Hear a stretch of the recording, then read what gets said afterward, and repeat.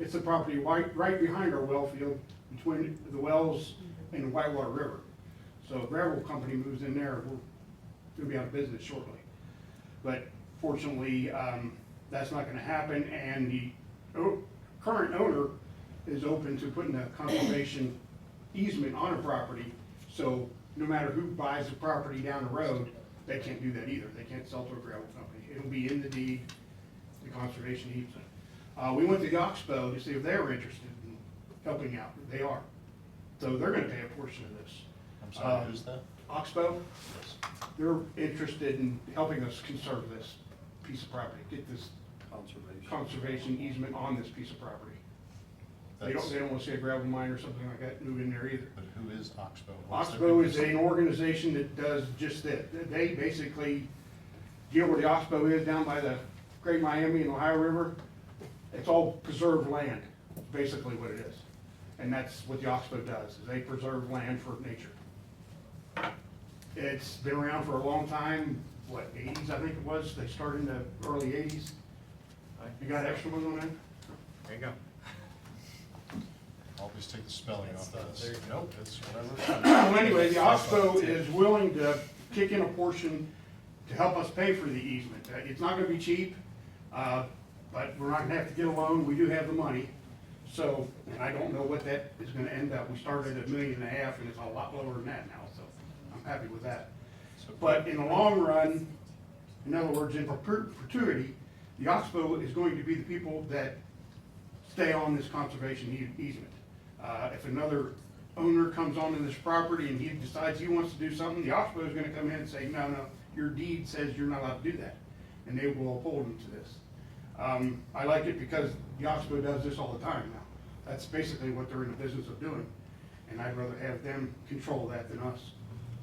So the reason I'm telling you all this is hopefully within a couple of months, we have something in front of you that gives you all the facts and you can vote on it to go ahead and spend the money, the waterworks money, to have this piece of property conserved. The reason we have to do that is because the well field obviously is not in Cleves. I can't urge you guys to, put any restrictions on the land, because it's not in Cleves, you can't do that. And I've gone to Whitewater a few times, and they're not real open to doing anything like that. So, the only way I see of preserving that area is start doing things like this to have it preserved the way it is now and not let other people move in and do whatever they want. So that's where we're staying on this. It happened, like I said, 4 or 5 months ago, and we've been working on it ever since. We're all in agreement now. It's just now to, I think, the Oxbow's lawyer and the property owner's lawyer to have this all written out. And there's another thing. I also want in this deed, if ever in the future that we need more water, that we have the ability to go onto this property and sink another well. I also want that in there. I don't need the water now. I don't know if we'll need it 20 years from now. But I have no idea what's gonna happen 50 years from now. They may need it then. So we might as well have it put it in there while we got it in our hands. So that's another thing we wanna add to it. Does that go all the way down to 15 Kilby? Is that whole property, or is it just a portion? behind the well? It's the portion behind our well field. It's basically, our well field is like this out there in the middle of that thing where it goes from here all the way to Suspension Bridge Road. Right now it's 93 acres. I don't know how much it's gonna be put on there. Well, last we heard, the Pope family that owns the property, and there are, I think, 7 heirs, and 2 of the heirs would like to keep 5 acres each, total of 10 acres adjacent to Suspension Bridge Road. One would be the people who own Green Acres Canoe Rental. The other would be the heir that owns the house that was the family homestead. So that's pretty far away from where we are. That wouldn't hurt our operation. Obviously, Green Acres would just be using it for canoe rental. Parking. About 5 acres, you're not gonna put in a gravel mine, so. Yeah. So I didn't see a problem with that. Eric didn't see a problem with that. Mike was on vacation when that happened. I'm sure he won't have an issue with that, so. Well, it's not done, like I said, Yeah. we're still working on it, but we're all in agreement of what's gonna happen. We haven't It's even just- asked Doug to work on this. Yeah, not yet. As you see from tonight's solicitor's report, he's been somewhat busy. But that's what's been happening in that area. I would like to try to get some other areas like that. But you just can't jump on somebody and say, hey, you wanna do this. This situation basically fell in our lap, and I hope to take advantage of it. Well, Watson owns behind you. Sorry? Watson owns behind you. That is a gravel company. On the other side of the river? Side of the river. Oh, correct. Yeah, And that's they correct. do come over up this way to the left. They do own property there. Down, Yeah. And down they but join closer to the folks' Great property. Miami, yes. I've wanted there for years. Mm-hmm. Yes. Thank you so much, Rick. So, All right, well, I just wanted to know a little bit of the background and when it comes up. Thank you. Eric, Yeah, thank you. Yeah. so, sorry, just take a couple more minutes for a general benefit. Obviously, gravel operations are largely intrusive to the environment, but can you please be more specific as to why this is such a threat? Like, are they just gonna go down? Basically, what you're doing with the gravel mine, the aquifer is a large, very large quantity of water underneath the ground. It's filled with rocks and sand, but that's basically what, it's a lake underground, basically. And this, the one we're in is huge, and it's excellent water. When you gravel mine, you're taking the top layer off and you're opening that up to everything. You're opening the aquifer up. All kinds of contaminants from. Correct, yes, anything could get in there. I am worried about Watson's across the river, but in a lot of cases, and this happens to be one of them, the way the aquifer runs, that river actually acts as a barrier. It helps, it's not gonna be a total barrier, but it helps to keep things running down the riverway instead of coming towards the well field. But if you get on our side of the river, that's a totally different story, and you're basically just opening up a hole in the aquifer, and anybody can dump anything they want in there. Now, it takes 1 gallon of oil to ruin 1 million gallons of water. Have you thought about the Sierra Club in addition to the Oxbow? The Sierra No, Club I haven't, also- I haven't even thought of them. That They're, might be they another have one. money.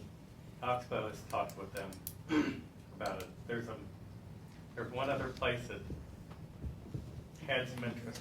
I'm gonna say it's Cardinal, Cardinal, yes, Cardinal was the other one. that we talked with, but they weren't interested in doing it at this time.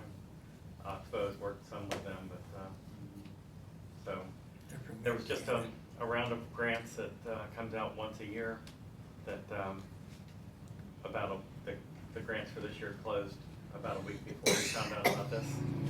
So, Eric has explored every grant opportunity that he knows of. Actually, the ones that I knew of, he already knew of, so, but, we've looked and looked and looked, there's no other money out there. We're just very fortunate that, his department runs, economically and conservatively, and we have the funds available to do this. Well, like I said, we started off thinking we were gonna have to spend $1.5 million. We've got it under $250,000 now, so like I said, I don't know what the final amount's gonna be, but we have the money to just write them a check and go on with it. I say we buy it. It's important. It's real estate, or it's land. Well, I'm not interested in buying the land, I just want Well, the I know, but conservation. still, it's protecting everything. Well, And I think no, that's really I important to agree. me with our water supply too. I instead of agree with our- you, I agree, that's why we're doing this, so why I'm bringing it to council and letting them know what's going on. Well, then Thanks, maybe we Eric. all should vote on it. Yeah. Can I I'm No not problem. gonna torture you too much.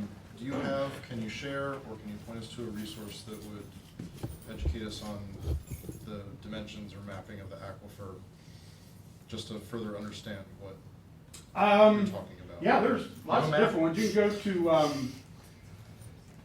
I would just look up aquifers. You will find that this area of the country is very, very rich with water, unlike some other areas of the country.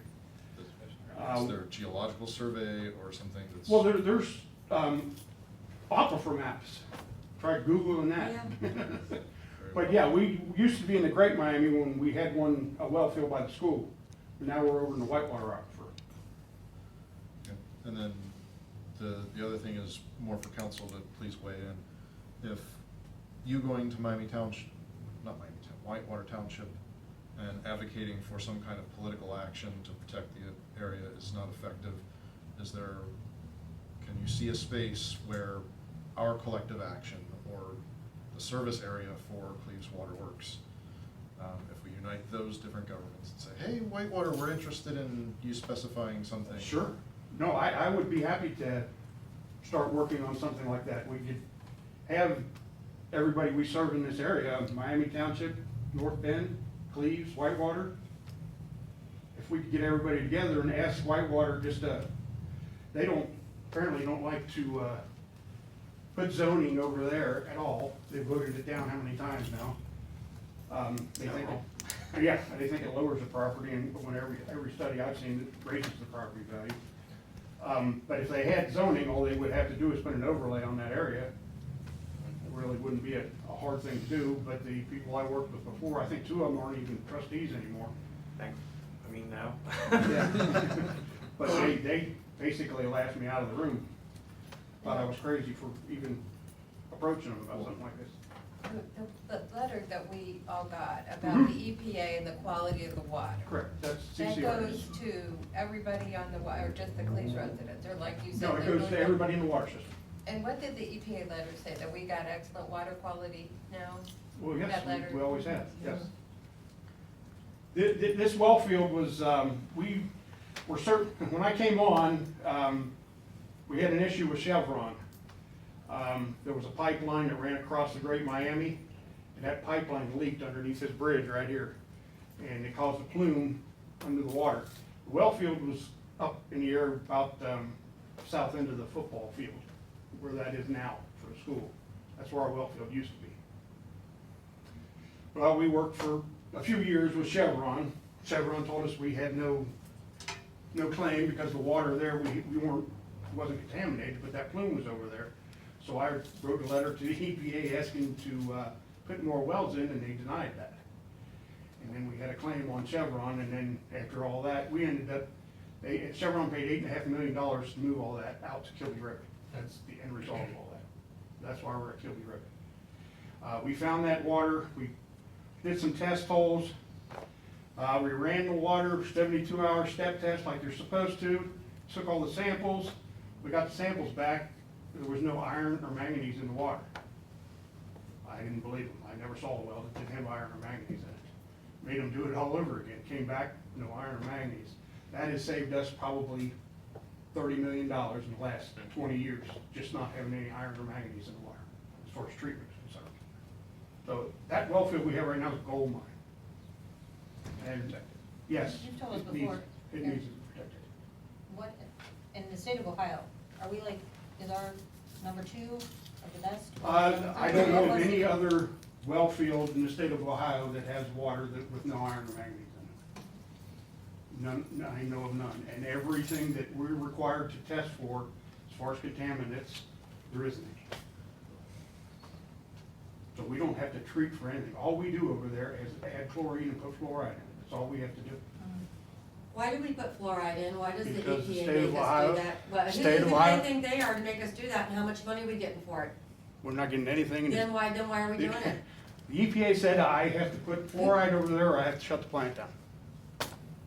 Well, Yeah, then we're gonna have to start fighting that. There's lawsuits Yeah. all over the country over the No, fluoride in I the water, agree with which you. I is the don't- main ingredient in rat poison and in Prozac, No, by the I way. totally, I know about all that and I agree with you. I didn't want to put it in the first Well, place. see, that's why we need to go constitutional and go, hey, man, we're the village of Cleves, don't tell us what to do with this poison. Thank you for your suggestion. Any other questions for Mr. Winhusen? Thank you. Thank you.